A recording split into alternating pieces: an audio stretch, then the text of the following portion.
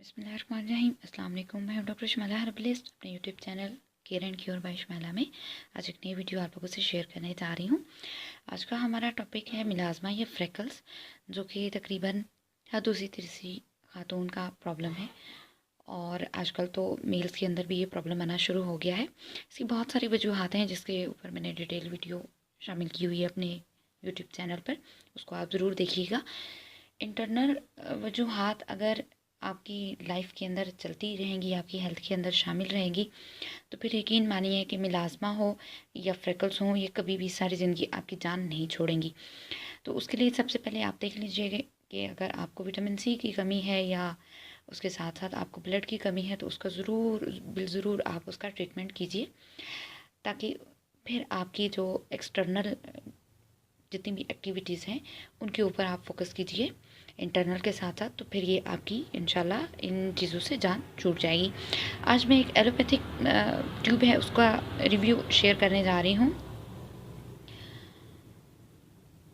जिसका नाम है ट्राइमेलिसन। बहुत ही आसानी से ये मेडिकल स्टोर से मिल जाती है, तकरीबन 280 रुपीज़ की ये मिल जाती है। लेकिन इसके यूज़ में थोड़ा सा प्रॉब्लम यह है कि आप जब इसको इस्तेमाल करें तो इसके इस्तेमाल के बाद जो है आपने कभी भी फेस के ऊपर मसाज नहीं करना है ये लगा के। सबसे पहले तो नाइट में इस्तेमाल होती है और हल्का सा आप इसको क्रीम फेस पे या मिलाज़मा के ऊपर लगा के या स्पॉट्स के ऊपर लगा के आपने छोड़ देना है।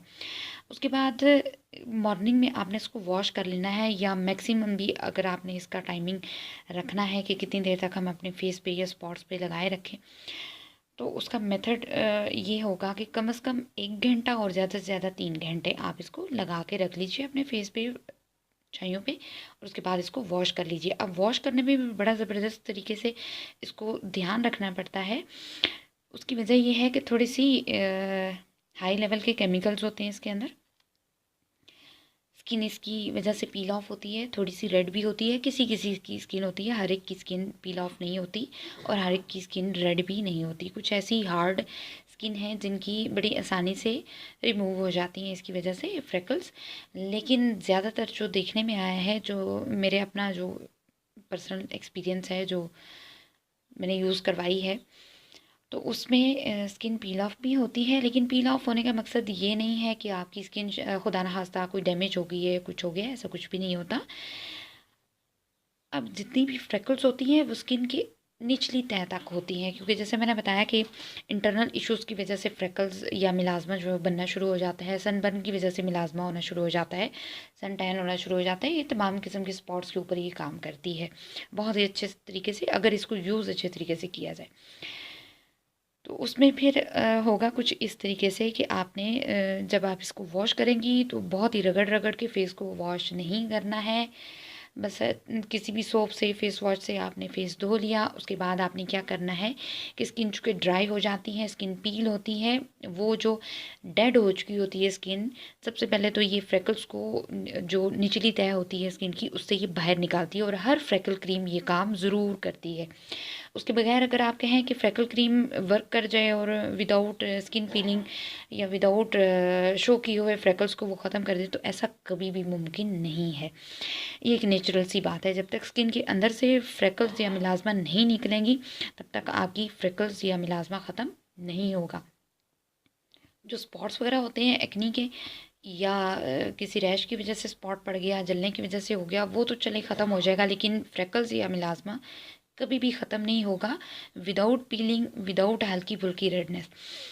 इसको वॉश करने के बाद आपने एलमंड ऑयल या वेजलिन, कोशिश कीजिए एलमंड ऑयल लगा लीजिए, उसको हल्के हाथ से उस जगह पे लगा लेना है जहाँ पे आपने ट्राइमेलिसन को इस्तेमाल किया है।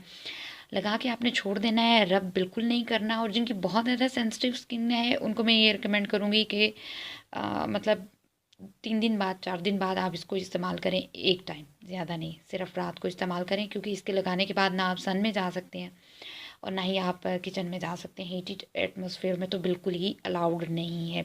जैसे मैंने बताया ये थोड़े से हाइड्रेटेड केमिकल्स हैं। इसी तरीके से मैंने अपनी कोमल एंटी फ्रेकल क्रीम के नाम से बनाई हुई है। काम ये भी इस तरीके से करती है कि स्किन को पील नहीं करती, लेकिन फ्रेकल्स जितनी भी हैं वो सबसे पहले तो स्किन की जो निचली तह है उससे बाहर लेके आती है, देन उसको रिमूव करना शुरू करती है। और इन क्रीम्स के साथ साथ अगर आप फेशियल अप्लाई करें डिफरेंट किस्म के जो कि एंटी फ्रेकल फेशियल हों या एंटी पिगमेंटेशन हों, उनको आप अप्लाई करें तो फिर बहुत अच्छा हो जाता है। लेकिन ये ट्राइमेलिसन का जो रिव्यू है वो शेयर करने का मकसद ये था कि बहुत सारी लेडीज़ को बड़ी जल्दी होती है, हमारे मतलब बड़ी वो लेडीज़ तो वैसे भी बेसब्री के उसमें बड़ी मशहूर हैं, लेकिन बहुत ही बेसब्री होती हैं इस हवाले से कि फटाफट से स्किन क्लियर हो जाए, तो ऐसा कभी भी नहीं होता।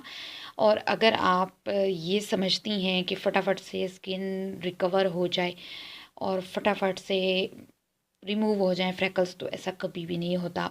इंटरनल और एक्सटर्नल दोनों चीज़ें आपको जहन में रखनी होंगी। सबसे पहले तो अपनी इंटरनल जो डिफिशेंसीज हैं उनको कवर कीजिए, उसके साथ साथ अपना डाइट पे अच्छी तवज्जो दीजिए कि जितनी भी ऐसी ग़िज़ा है जैसे चिकन हो गया, बड़ा गोश्त हो गया, उसके साथ साथ दही का बहुत ज़्यादा इस्तेमाल, क्योंकि ठंडी चीज़ें आप जितनी भी इस्तेमाल करेंगी उससे आपका लिवर ठंडा होता जाएगा और वो फ्रेकल्स और स्पॉट्स मज़ीद फेस के ऊपर आना शुरू हो जाएंगे। मस्से भी बड़े बड़े किस्म के फेस के ऊपर आना शुरू हो जाते हैं अगर आपका लिवर ठंडा हो जाता है।